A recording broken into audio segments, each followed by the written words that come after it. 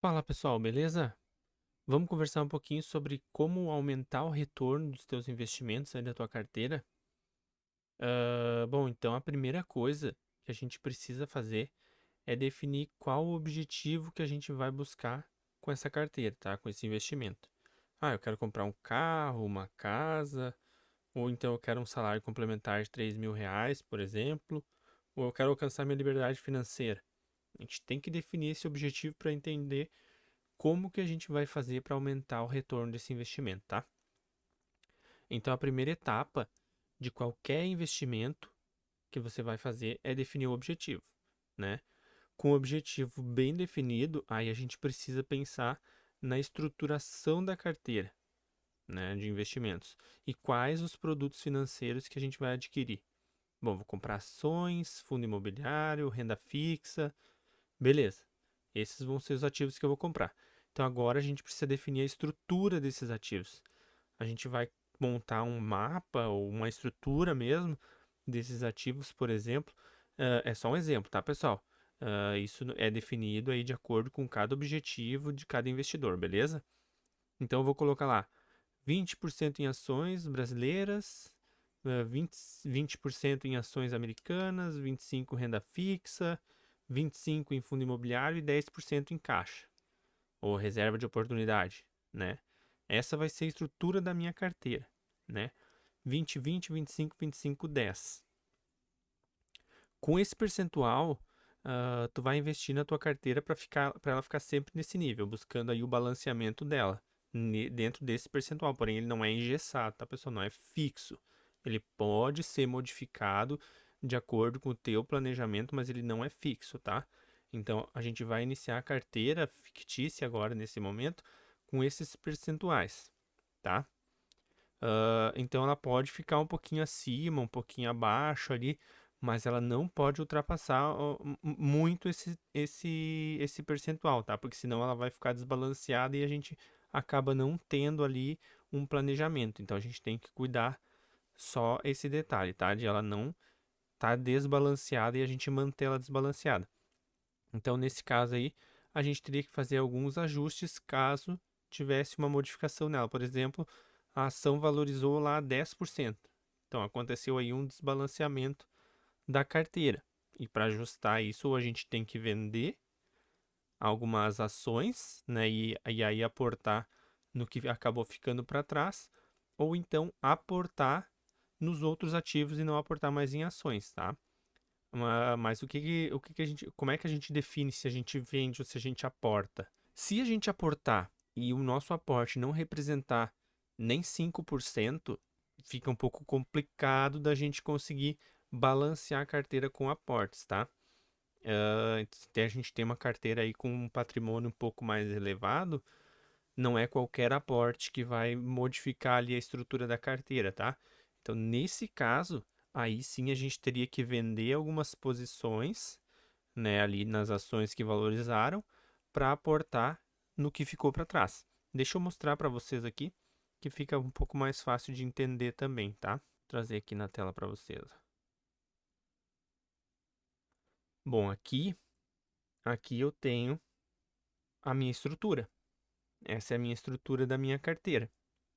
Então, digamos ali que as minhas ações dos Estados Unidos, elas valorizaram, foi a 30%, né? Aí 25 aqui, opa, 15 aqui, e nos fundos também caiu um pouquinho, né? A minha carteira continua estruturada, porém ela está desbalanceada, né?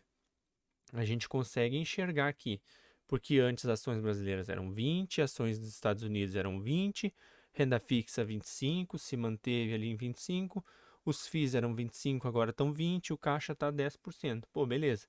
Lógico que numa situação real de uma carteira não vai acontecer tudo muito bonitinho assim, vai ficar uns valores quebrados ali, né? Ele acaba desproporcionalizando toda a carteira.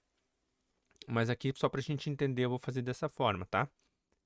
Então aqui, se a gente vai fazer um aporte lá nas ações brasileiras que ele não vai modificar muito desses 15%, né? Ele não vai trazer ela de volta para os 20% e rebalanceando toda a carteira, aí a gente vai ter que fazer uma venda. Então a gente pegaria lá, vamos vender uma parte das ações dos Estados Unidos lá para ter capital para aportar em outros ativos, né? Para trazer o rebalanceamento da carteira de volta aos níveis que a gente definiu lá no início do nosso projeto de ou de compra de um veículo, de uma casa ou de um salário complementar, né? Aquilo que a gente falou lá no começo do vídeo. Então a gente tem que seguir esse plano. A gente montou um plano lá no começo, a gente vai com ele até o fim, tá? E ó, que nem eu comentei, não é fixo. Ah, se minha carteira tiver ali 21, 19, 24, 26, tá tudo certo. Tá? Segue o fluxo, vai aportando todos os meses para tu manter tua carteira sempre bem estruturadinha. Isso faz com que a gente tenha aí uma rentabilidade na nossa carteira muito mais além do que a gente poderia ter simplesmente investindo sem ter essa visualização, sem enxergar a carteira dessa forma, né? Então isso vai fazer com que a gente tenha uma maior rentabilidade lá na frente. E com isso assim a gente consegue ter uma maior clareza da carteira e evitar ficar buscando aqueles ativos que vão valorizar. Tu até pode deixar ali um pequeno percentual para isso, tá? Ou para investir em criptomoeda, ativos que tenham um maior risco. Mas isso tem que estar estruturado dentro da tua carteira para tu enxergar isso, ele tem que estar visível. Investindo dessa forma, tu vai evitar aquelas compras na alta e venda na baixa, né? Que acaba impactando muito na rentabilidade da carteira. E muito pelo contrário, com a visão que tu tem da carteira, enxergando ela assim graficamente, tu vai comprar os ativos na baixa e vai vender na alta. Então, agora, enxergando a tua carteira dessa forma, a gente precisa entender como que a gente escolhe os ativos de uma forma inteligente. Bons ativos que pagam bons dividendos, que tenham um bom crescimento nos últimos anos, que não tenham dado prejuízo, isso mais voltado a ações, né, pessoal? Nos últimos anos ali, outros parâmetros importantes para cada tipo de ativo, que nem, por exemplo, tu vai olhar lá o P sobre VP, que também cabe para ações, mas a gente pode ver isso nos fundos imobiliários também, né? E fazer aporte todos os meses, né? De forma recorrente, não falhe. Vai aportando todos os meses para que a tua carteira, o teu patrimônio venha se desenvolvendo. Devagarinho ele vai crescendo, né, pessoal? Isso a gente vai conseguindo ver pela rentabilidade da carteira também. Fazendo isso, a gente vai estar construindo a nossa riqueza, tá, pessoal? E é muito importante dizer também que investimentos na bolsa de valores, ela é para longo prazo, beleza? Então eu espero que tu tenha gostado do vídeo. Se tu gostou, deixa o like, te inscreve no canal, que vem muito mais coisas aí. A gente já vai trazer mais alguns vídeos aí sobre ações, sobre fundos imobiliários, principalmente, tá, pessoal? Te inscreve no canal, deixa o like, grande abraço e até o próximo vídeo. Valeu, abração!